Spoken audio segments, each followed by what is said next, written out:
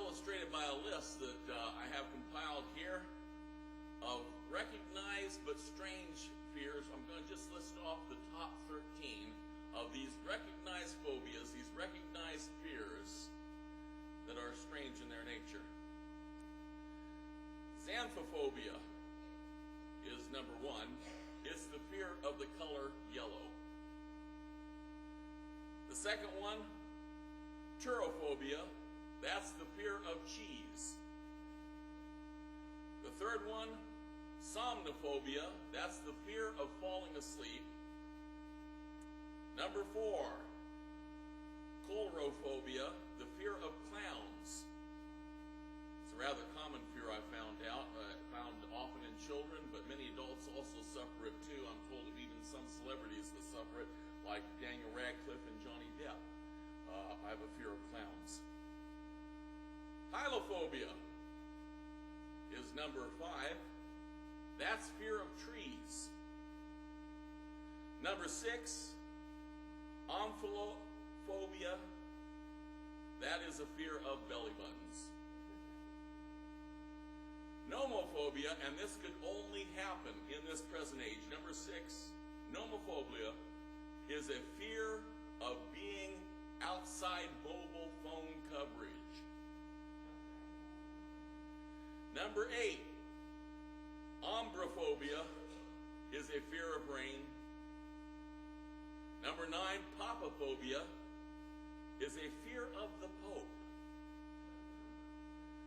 Number 10, uranophobia is a fear of heaven. Number 11, pognophobia is the fear of beards. Number 12, trypophobia is a fear of objects with small holes in them. And the number 13 on our list of 13 strange but real phobias is, of course, triskaidekaphobia, the fear of the number 13. You know, fears, whether they're rational or irrational, are very real with those that deal with them. They're very real to the people that suffer from them, and they often have significant negative impact on the lives of those that allow them to rule them. But I want to tell you this morning that the believer need not be held hostage by their fears, even of those things that may pose a real and imminent danger to us. We do not need to fear. Those things that could harm life and limb, we do not need to fear. Our text this morning is Psalm 27, verses 1 through 5, where we find these words. The Lord is my light and my salvation. Whom shall I fear? The Lord is the defense of my life. Whom shall I dread? When evildoers came upon me to devour my flesh, my adversaries and my enemies, they stumbled and fell. Though a host encamp against me, my heart will not fear. Though war rise against me, in spite of this, I will be confident. One thing I have asked from the Lord, and that I shall seek, that I may dwell in the house of the Lord all the days of my life, to behold the beauty of the Lord, and to meditate in his temple. For in the day of trouble he will conceal me in his tabernacle. In the secret place of his tent he will hide me. He will lift me up on a rock. Now I want you to see, first of all, in our text this morning, that we are going to face opposition. Our passage is pretty plain in the context of what it has to say here, that we're going to be opposed in this world. Now, some people, of course, are always saying that if we have real faith, that if we are dependent upon God, that if we have trusted in him, then we're going to live this golden life. We're going to live this charmed life. Nothing bad's going to happen to us. And if bad things happen to us, well, that's the proof that we haven't had enough faith, that we've been unfaithful in some way or another to God. They believe that once we've come to God, we should live charmed lives free of any kind of struggle or strife. I'd say to those people that they ought to read their Bible. Look to the most prominent people of God that we have listed in the Scriptures, both the Old Testament and the New Testament. You see people that were going through extremely difficult circumstances despite their faith. Look to the list of the great people of faith in Hebrews. All these people that are listed as examples of faith were people that were showing faith in extreme circumstances, very difficult circumstances in their lives. Look at the lives and the deaths of the apostles, these men of faith who were the lone voice for God at the beginning of the church there, were people who suffered and died for the cause. Over and over again, we see that you'll find that the most faithful have never been exempt from suffering, from trials, from persecution. Those things are part of our experience here in this present world. In fact, we were never promised ease in this world. We were never promised that our way would be easy or that our burden would be light in this present world. Our passage doesn't cite faith in God as a formula to free us from hardship. It's quite the opposite. It speaks plainly of the hardships faced by God's faithful ones in this world. Notice that what the psalmist testifies to, this man who's pouring his heart out to God, this man of extreme faith, this man that was loved by God. Notice what he's saying in this passage he experiences in his life. He identifies evildoers who are looking to destroy his body, adversaries and enemies, an army encamped against him, a war fought for the sole purpose of destroying him. All are listed here as he described what he faces in a day of trouble. No, there's no exemption. There's no exemption from troubles for the faithful. We're going to experience troubles in this present world. And for all those people who are tempted to cry out against God or to abandon him in the face of painful circumstances, let me remind you that this is not the place of your reward. And God never promised you ease here. Having a relationship with God doesn't mean God is going to coddle us. It wouldn't be good for us if God put bumpers on us and protected us from every sharp edge. It wouldn't allow for men to have freedom either to choose to live for him. Because what choice would there be if all we could do is live for him? If we could not rebel against him? The choice to choose him must mean a choice to choose to reject him. And the choice to choose to reject him means the choice to do evil in this world and affect the lives of other people with that evil. Almost always, those who revolt against God will leave pain in their wake. They will leave suffering on innocent people. In fact, those who belong to the Lord will often be the target of the rebellious simply because they do belong to him. There is suffering in this world that we're going to have to endure. But the thing that is at the heart of the passage that I want you to see this morning, our second point, is that God is greater than anything we have to fear. Our God is bigger than anything that we would have to fear in this world. Notice what this passage says about God's ability to overcome the things that we would fear. The Lord is my light and my salvation.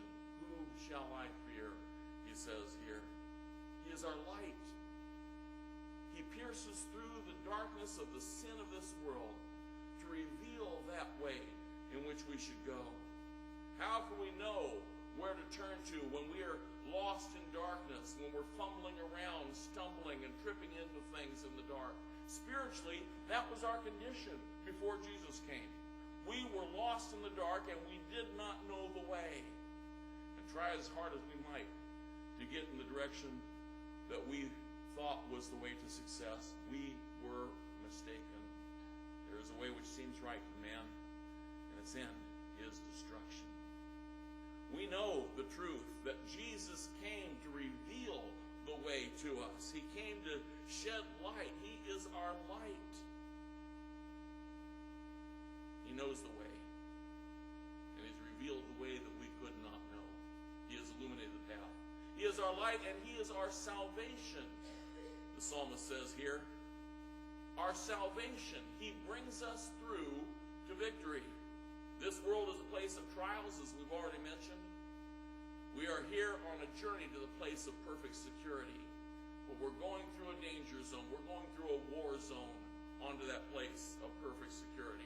There are forces who are opposed to us that would overwhelm us. But we have one who has championed our cause, a protector who will watch over us every step of the way. And by his mighty protection, no foe can steal our salvation. No foe can rip our success, our victory from us, because our God is our salvation. The psalmist goes on to say here in this passage, the Lord is the defense of my life. Whom shall I dread?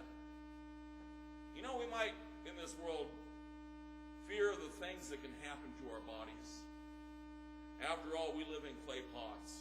We live in fragile vessels.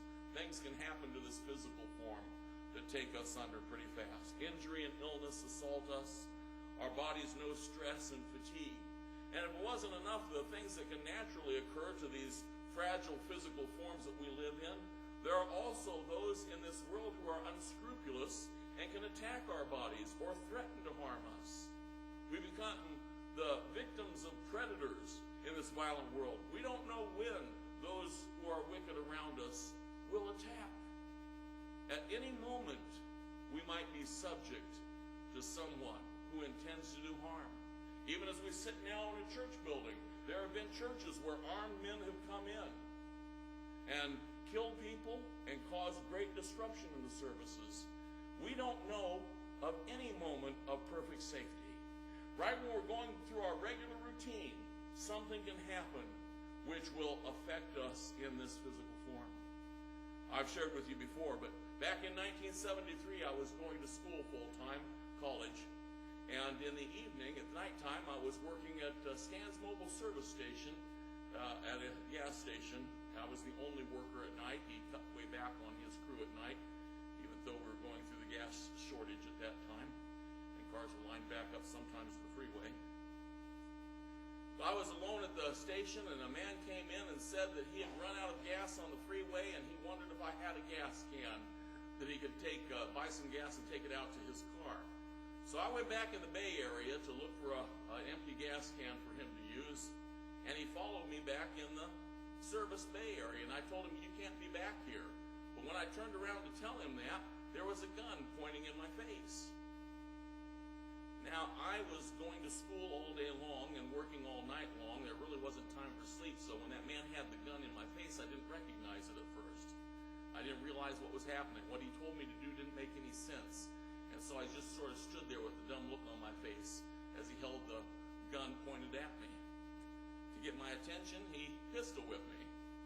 He got my attention pretty fast then and told me to give him whatever cash he had on hand. His partner came in, also holding two other people at gunpoint that had pulled into the pumps. And they took us to the back room and took all the cash we had on us. He demanded to know where the rest of the money was. He was sure that there was more money in the service station. I didn't tell him. And so he had us stripped down, naked, lie on the floor, hog-tied us to wear our clothes, threatened if anybody got up that they would get shot. I found out later that we were very fortunate that this same pair of people that had been robbing service stations had killed a number of gas station attendants in their crime spree. I was just going about my regular routine. When I went to the station that night, there was no way that I knew anything terrible was going to happen. There weren't vultures sitting on top of the service station. There wasn't a black cloud hanging right over there. There wasn't ominous music playing in the background. I was doing the same thing I did every night, going to Stan's Mobile Service Station to work out my 9-hour shift. And it happened when I didn't expect it. At any moment, we can be accosted. At any moment, our bodies might be delivered over to those who intend to do evil to us. In periods of persecution, Christians have often been threatened with harm or have been tortured, mutilated, even put to death for their faith. Some in fear renounce their faith to escape any physical harm. But when we know His protection, He can give us victory over the things that would hurt us. You know, our bodies are temporary anyway. They aren't going to last. They all run out after a while. They all get worn out, even if we have a long life in this world. They aren't meant to be forever. They can destroy the body, but they can't touch who we are. And when it talks about the Lord being our deliverer, it's not saying that people are not going to inflict harm on our bodies, or that we're not going to suffer from long illnesses or injuries in our bodies. But it's saying He's going to deliver us from that. After all, what is momentary suffering when there's an eternity of bliss ahead of us? All that we suffer in this physical form is going to be forgotten in short order when we stand in His presence someday. They can hurt us, they can kill our bodies, but He holds our life. He is our deliverer. No illness, no injury, no persecution has any lasting effect on us because He is our defense. The psalmist goes on to say, "For in the day of trouble He will conceal me in His tabernacle. In the secret place of His tent He will hide me." You know, the tabernacle represented the presence of God among His people. That was to be the place where God literally dwelt in the midst of His people. So when the psalmist is talking about in the day of trouble, God hiding him in the tabernacle, he's talking about God enfolding him into His presence. He's protected because God is there to surround him and to keep him safe. He is hidden in the Lord. It says also here, He will lift me up on a rock. We might be mired in a bog, or we might be sinking in quicksand, but He lifts us up and puts us on secure footing, on solid rock. He delivers us to a place of safety. All that the psalmist has to say here about God's deliverance, God's salvation, God being sufficient to meet all of our needs and all of our fears, I want to say this to you: it requires our knowledge of Him and our willingness to trust in Him. The psalmist, going through all the things that he's noted in this text, all the opposition that he is facing in his life, still trusts in God, and he sees in God His answer to all the fearful things going on in his life, even as they're happening. Well, I'll tell you this morning that for our fears to be answered by His presence in our life, we can't just pay lip service to His power over all things. We have to know it as a truth. We have to believe it and trust it with our lives. We have to be willing to trust ourselves to Him when the fearful things are assaulting us. Imagine a bridge crossing a huge ravine. There's no way to cross this ravine except across this bridge. But even as that bridge stands there to allow people to cross over to the other side, nobody will be able to make it to the other side if they don't trust their weight to the bridge. You can believe logically that bridge will hold me, that bridge is the way that I can get there, but you aren't going to make it to the other side unless you're willing to put your weight on it as well, until your belief turns into trust. That's the same thing for us in our relationship with God. Our belief needs to turn into trust if He's going to be able to protect us from all our fears. He has the strength. He's willing to intercede in our behalf, but it's only if we will rely on Him. One other thing I want you to see in our text this morning, and that's this. Our greatest desire should be to be with Him, knowing He is our security. Even trusting that He is sufficient in our daily lives is not enough. As much as we may want to be secure, we will stray from His safety if only self-interest causes us to turn to Him. If it's only a matter of trying to escape from the terrible things and from our fears, we're never going to be able to remain faithful in Him. When were we ever able to continue in a direction that we really didn't want to go in, simply because it was the best way for us? I mean, every dieter probably knows that, don't they? You can try and try and try for months, but it means hard to stay on that path after a certain while because it's not what you really want to do. Ultimately, we resent the way and we depart from it. The only way we can remain safe in Him is to have a sincere love for Him, which is expressed in a passion for his presence.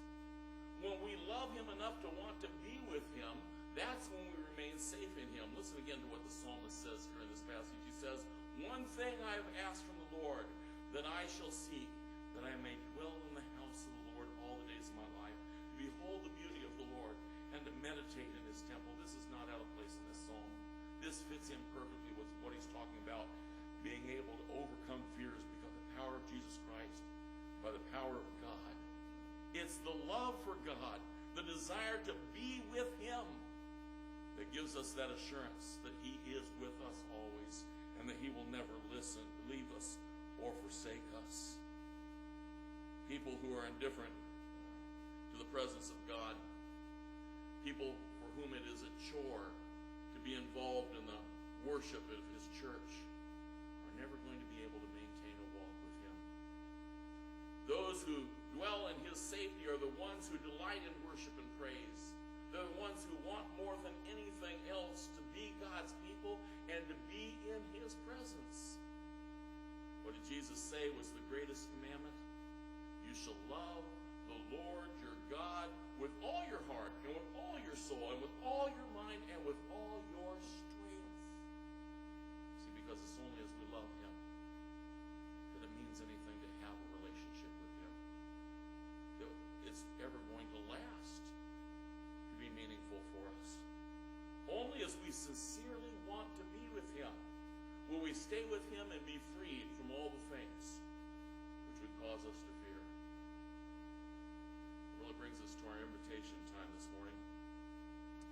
We're reminded by John in 1 John chapter 4, verse 18, "There is no fear in love, but perfect love casts out fear, because fear involves punishment, and the one who fears is not perfected in love."